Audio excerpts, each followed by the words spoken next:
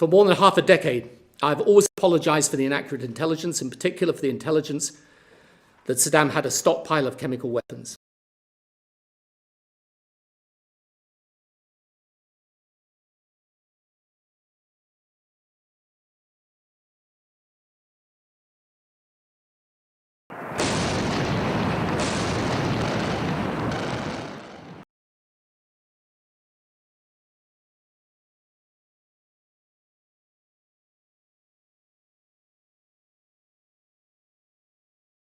The introduction of the Oxford-AstraZeneca vaccine, a big step in our route out of this.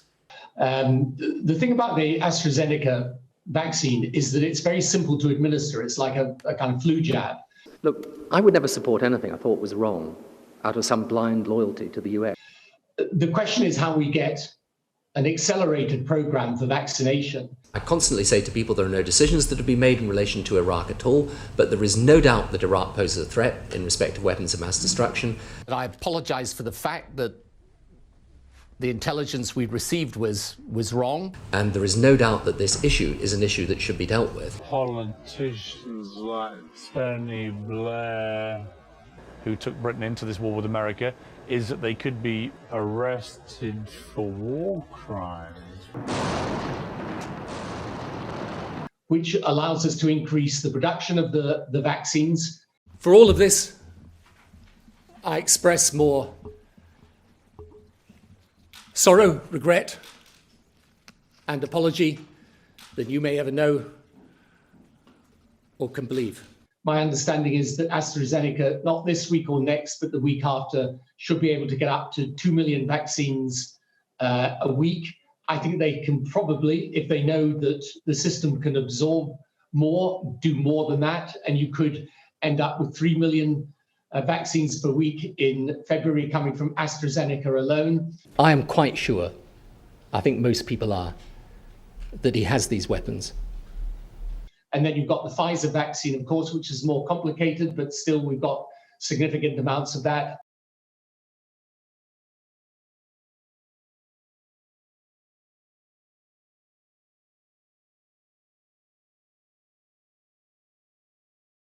And then there's the Johnson & Johnson American vaccine, which again is a relatively simple one to administer.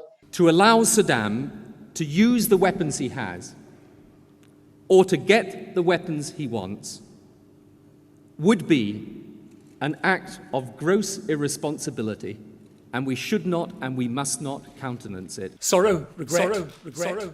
We booked 30 million doses of that with an option for a further 22 million. We should exercise that option. And just as I've had to accept that the evidence now is that there were not stockpiles of actual weapons ready to be deployed.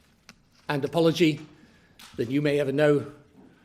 I hope others have the honesty to accept that the report also shows that sanctions weren't working, that on the contrary, Saddam Hussein was doing his best to get round those sanctions, had every intention of redeveloping these programs and weapons of mass destruction. Or can believe.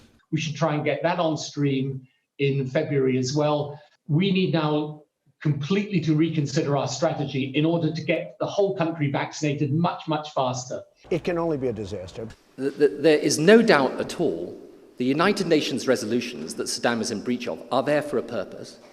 He is, without any question, still trying to develop that chemical, biological, potentially nuclear capability, and to allow him to do so without any let or hindrance, just to say we can carry on and do it, I think would be irresponsible.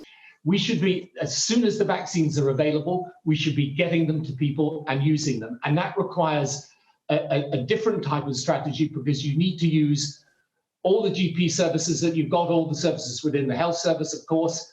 You need to be using pharmacies, every bit of, the pharmacies that do the normal flu jab, we should be using for this vaccine as well. Occupational health workers, we should be training more volunteers. I still believe it was right to remove Saddam. We sometimes forget now what the regime was actually like and the devastation it caused not just within his own country, but in the region and the wider world. We need to mobilize resources on a scale that we've never seen before in peacetime in this country. Can we be sure that terrorism and weapons of mass destruction will join together? Let us say one thing. If we are wrong, we will have destroyed a threat that at its least is responsible for inhuman carnage and suffering. That is something I am confident history will forgive. For all of this, I express more sorrow, regret. I know the NHS has done an amazing job. It's a Herculean effort to get as far as they have. But unfortunately, we're now in a new situation, and therefore we have to accelerate this strategy in a profound way. Yeah, and but And apology that you may ever know or can believe. We should be doing as much vaccination as we've got vaccines available. It's really, this is a moment for constructive suggestion as to how we get to the end point we all want to reach far faster. Politicians like Tony Blair, who took Britain into this war with America, is that they could be arrested for war crimes. I took a decision I thought to be right. I apologize for the fact that the intelligence we'd received was wrong, but I find it hard to apologize for removing Saddam. I think even from today in 2015, it is better that he's not there than that he is there. I would take the same decision. If I was back in the same place with the same information, I would take the same decision. Obviously, that's the decision I believe was right. It can only be a disaster. For all of this, I express more sorrow, regret, and apology than you may ever know or can believe.